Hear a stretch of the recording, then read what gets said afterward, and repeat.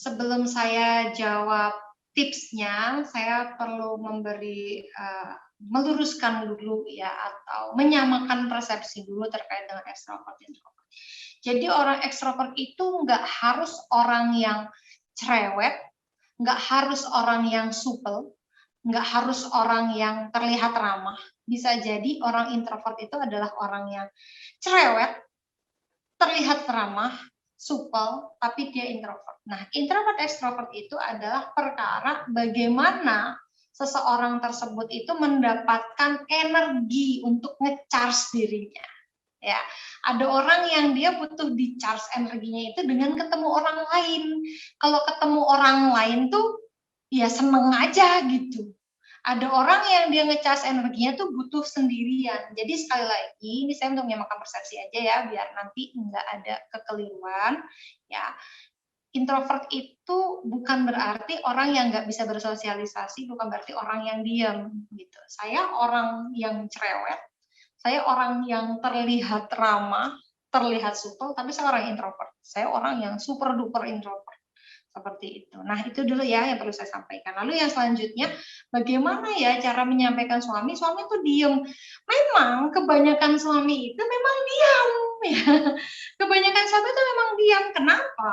Ya karena memang sekali lagi jatah kosakata perharinya berbeda. Suami itu rata-rata 7.000, perempuan itu bisa sampai 20.000 per hari, bahkan lebih tergantung profesinya. Kalau misalkan sebagai penyiar radio ya, sebagai guru itu bisa jadi semakin banyak. Lalu yang selanjutnya, suami itu cenderung makhluk visual. Yang namanya visual itu adalah dia pengamat, sedangkan istri ini makhluk auditori. Auditori ini memang dia itu senangnya ngomong, ngoceh, ya, seperti itu. Sehingga wajar kalau misalkan memang suami itu diam.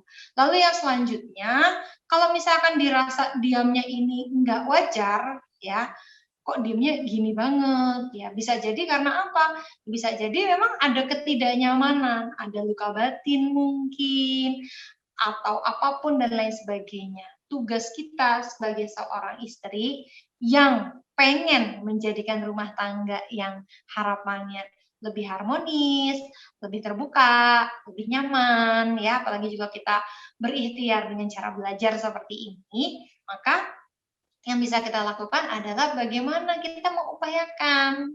Caranya gimana? Kebutuhan suami itu adalah dihormati, dihargai, dikagumi. Jadi pastikan bahwa suami mendapatkan kebutuhannya.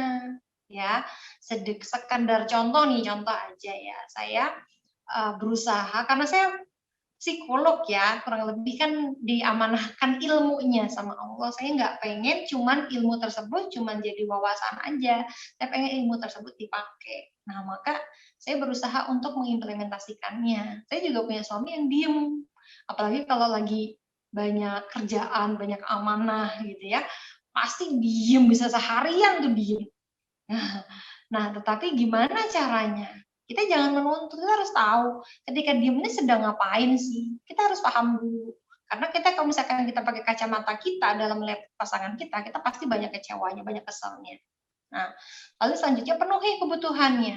Ya, saya sampai hari ini hampir setiap hari, bahkan setiap hari, saya membanjiri suami saya dengan kata-kata pujian. Masya Allah, suamiku ganteng banget sih. Ya Allah, beruntung banget sih aku punya suami kayak kamu, dan lain sebagainya. Tapi itu diucapkan dari dalam hati. Jadi harus setulus mungkin. Jangan peres-peresan ya. Jangan pura-pura gitu ya.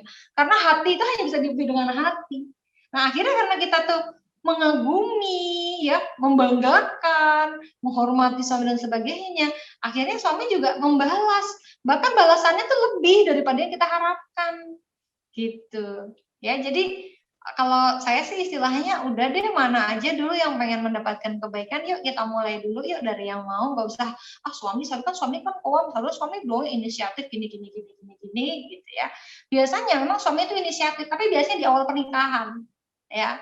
Biasanya nih berdasarkan yang saya analisa, di awal pernikahan suami inisiatif, tapi ketika di awal pernikahan suami inisiatif tuh, kita tidak menyambut inisiatifnya suami, udah setelah itu udah males lah dia untuk melakukan inisiatif lagi. Maka kalau hari ini kita sadar, ayo kita inisiatif, yuk penuhi kebutuhannya suami. Suami itu butuh dikagumi, dihormati, butuh dibanggakan, ya. Maka ayo penuhi. Maka nanti dia akan kembali, dia akan berbalik, dia akan memahami kita, dia akan caring sama kita, dia akan mendengarkan kita. Dan nanti ketika mengambil keputusan tuh akan bersama.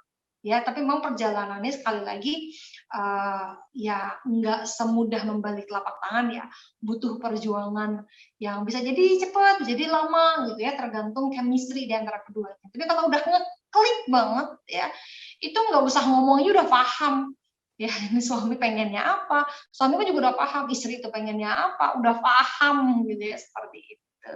Dan pada prinsipnya adalah masing-masing memahami hak dan kewajibannya masing-masing. Ya, nah kalau misalkan itu ya, bagaimana cara menyampaikan cara kita itu, karena memang suami adalah pemimpin bagaimanapun, itu caranya untuk bisa berharap suami memutuskan dan sebagainya, caranya itu adalah kita menyanjung suami kita, misalkan kayak gitu ya, atau kita yang gini, oh gitu ya, oh gitu. Kadang-kadang emang itu seni, makanya dikatakan seni itu kan emang seni gitu ya. Even kita tuh udah tahu, tapi ketika suami kita tuh menyampaikan, itu jangan bilang gini, oh ya, ngerti aku, wis paham, udah tahu gitu ya. Besok pasti males suami ngasih tahu informasi lagi kayak gitu ke kita, percuma ngasih tahu juga apa ya. Jadi walaupun kita udah tahu nih, misalkan suami ngasih informasi, kita udah tahu, nggak usah bilang gini, oh udah tahu tuh, nggak usah diceritain deh, udah paham kan? Nggak usah kayak gitu. Oh gitu ya, oh gitu, ih masya Allah banget ya.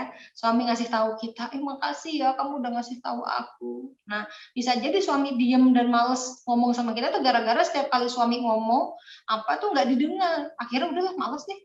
Udah terserah kamu aja lah.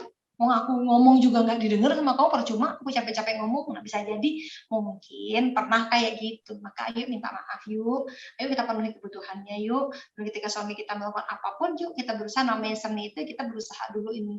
Nah, karena apa, sebenarnya suami pun juga melakukan hal tersebut, cuman beliau nggak ekspresif aja kayak kita. Caranya itu ya dengan caranya beliau. Gitu ya kurang lebih. Masya Allah. Jadi emang karakternya suami itu atau laki-laki itu beda ya. Jadi kalau dia nggak peduli ya, bisa jadi dia nggak ngomong tuh karena udah males. Nah itu udah ngeri banget sebenarnya ya. Jadi kalau kita nggak peduli, mungkin ya kita ngambek gitu, besok masih mau ngomong ya. Tapi kalau udah suami males ngomong, itu berarti udah kejentoknya. Takutnya di situ. Betul banget. Makanya namanya seni ya. Seni itu kan nggak cuma ngomong merah hijau ya. Merah campur hijau juga jadi warna lain. Nah itu, dan setiap rumah tangga itu berbeda-beda kondisinya. Betul. Pintarnya nyari celah lah. Namanya seni itu pinter-pinternya nyari celah. Di mana ada kesempatan untuk melakukan kebaikan, di mana ada kesempatan untuk menambah keharmonisan dan kemesraan rumah tangga, manfaatkan. Jangan sampai dipatahkan. Ini momen, golden moment, kita mematahkan, bikin suami males besok ngomong lagi sama kita. Masya Allah. Dan di rumah tangga itu tentang siapa yang mau lebih dulu ya Bunda ya. Bukan yang seharusnya siapa nih yang lebih dulu gitu kan. Kadang kan kita nunggu aja nih. Kan dia suami, harusnya dia dong yang nyemangatin aku buat sholat. Nah, tapi ya kalau misalnya memang lagi momennya kita bisa, ya siapapun itulah yang bisa lebih dulu, mampu lebih dulu menurunkan ego, siapa yang lebih dulu mengingatkan, itu lebih baik daripada saling menyalahkan ya satu sama lain. Betul banget.